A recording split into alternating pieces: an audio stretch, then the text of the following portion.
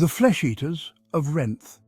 Seven had always heard stories about Renth, the planet with a surface that resembled something out of a bad nightmare, wrinkled, pulsing and sticky. But the moment he touched down on the planet's strange, fleshy surface, he realized those stories didn't do it justice. It was worse, much worse. The ground felt soft and spongy under his boots, like stepping onto an unbaked loaf of bread, if that loaf was made of overcooked, damp skin. And the air, thick and sticky, like you were walking through someone else's sweat. He had a purpose, though. He was here to collect data for the Galactica Union. The Renthians had requested help with their agriculture, but their planet wasn't your usual fertile land. No, this was something else, something alive. And Seven's job was simple: get in, get the data, get out. But as he ventured deeper into the soft, rippling landscape, things started to feel weird. The Renthians were a sight too. They weren't exactly what you'd call normal. Their skin looked like it was carved straight from the planet's surface, wrinkled, pinkish, with layers upon layers of folds. They moved like slow-motion jellyfish, their bodies undulating in an eerie, smooth rhythm. There was no eye contact, no eyes actually.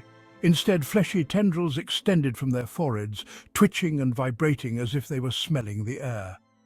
One of the Renthians, let's call him Dran, greeted Seven with a low, guttural hum, which vibrated through the air like an old, broken engine. Dran invited Seven to dinner.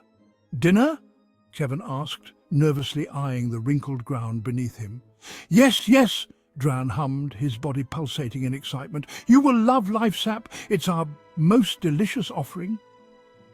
Kevin, despite his stomach turning, didn't want to seem rude. He nodded.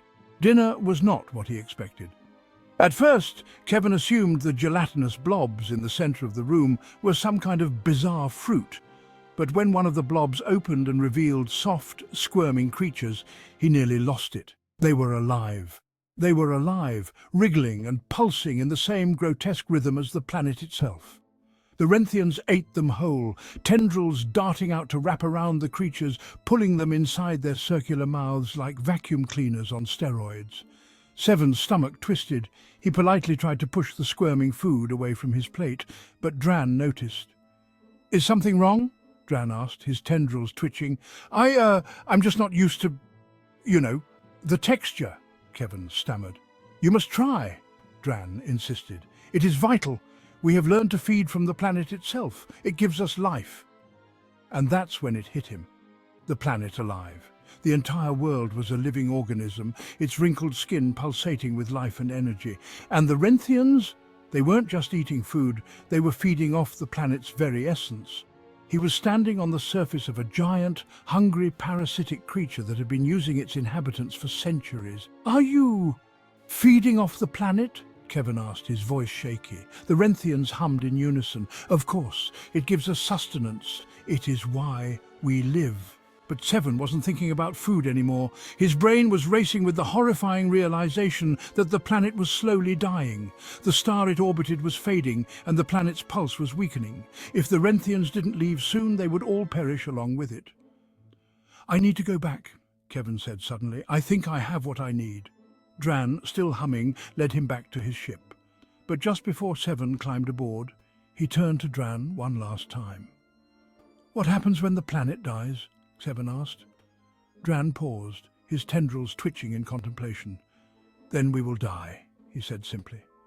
Kevin stepped into his ship, his skin crawling from the overwhelming weirdness of the planet. As the engines roared to life, he couldn't help but wonder, was Renth a world in its death throes, or was it just feeding on its inhabitants to live longer?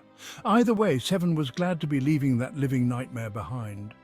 But as he glanced out the window one last time, he couldn't shake the feeling that the planet was watching him, its fleshy surface pulsating, as if it was the one who had the final word. And the worst part, he wasn't sure which one of them was the real parasite. The end.